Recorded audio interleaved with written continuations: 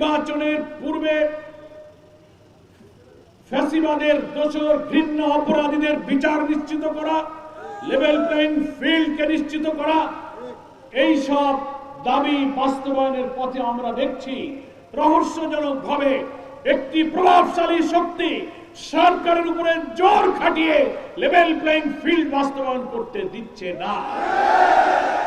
আগামী 26 তারিখে বাংলাদেশের সকল জেলা উপজেলায়, গ্রামে গঞ্জে, শহরে নগরে জনগণকে ন্যায্য দাবির ভিত্তিতে ঐক্যবদ্ধ করার জন্য আমরা কর্মসূচি পালন করব ইনশাআল্লাহ।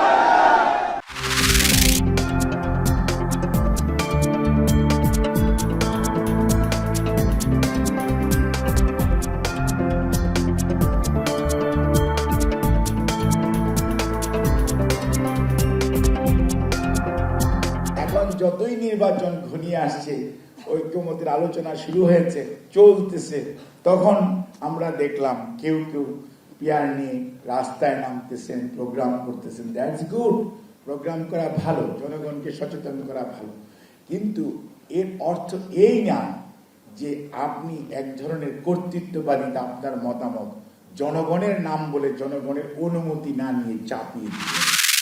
আজকে রাজনীতি যারা করছি আমরা অত্যন্ত ছোট বোধ করি তার কাছে, কারণ তিনি কখনো কম্প্রোমাইজ করেন না। আর যারা নতুন প্রজন্মের, তারা বদরুদ্দিন ওমর সাহেবের কাছ থেকে কতটুকু নিতে পারছে বা পেরেছে সেটা আমার ঠিক জানা নেই।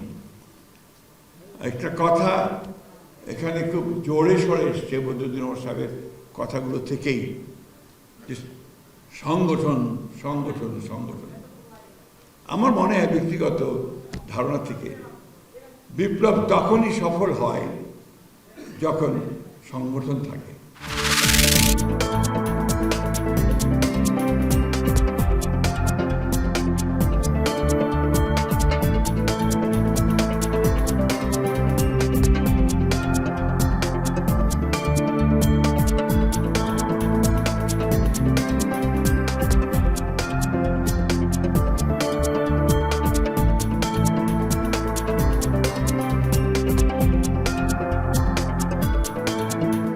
সংস্কারের যে বিষয়গুলো রয়েছে সেই বিষয়গুলোতে যাতে একটা আইনি ভিত্তি তৈরি হয়, আমরা যেন ঐক্যমত্য কমিশনে যে সংস্কার প্রস্তাবনাগুলোর বিষয় নিয়ে আলোচনা করেছি, বিষয়টি যেগুলো সংবিধানের সাথে সম্পর্কিত, সেগুলোকে টেকসইভাবে বাস্তবায়ন করা সম্ভবপর হয়, সে ব্যাপারে আমরা আমাদের দৃঢ় প্রতিজ্ঞা ব্যক্ত করেছি। জামাত ইসলামের নেতৃত্বে যে আন্দোলনটা হচ্ছে যুগপৎ আন্দোলন, সেই আন্দোলনের সাথে জাতীয় নাগরিক পার্টি অংশগ্রহণ করছে না, কারণ নিম্নকক্ষে আমরা পিয়ার চাই না। নিম্নকক্ষের পিয়ারের বিরুদ্ধে আমরা অবস্থান নিয়েছি। আমরা শুধু উচ্চকক্ষে পিয়ার এবং একটা জবাবদিহিতার জন্য একটি কার্যকর উচ্চকক্ষ চাচ্ছি। ফলে সেটাকে নিশ্চিত করে যাতে জুলাই সনদ বাস্তবায়ন করা হয়। ফলে আমরা এই মুহূর্তেই কোনো জোট ভিত্তিক আমরা চিন্তাভাবনা করছি না যে আমাদের যে বড় রাজনৈতিক দল রয়েছে তাদের সাথে, বরং জাতীয় নাগরিক পার্টি তার স্বতন্ত্র রাজনৈতিক উদ্দেশ্য নিয়ে আগাবে এবং জনগণকে ঐক্যবদ্ধ করবে।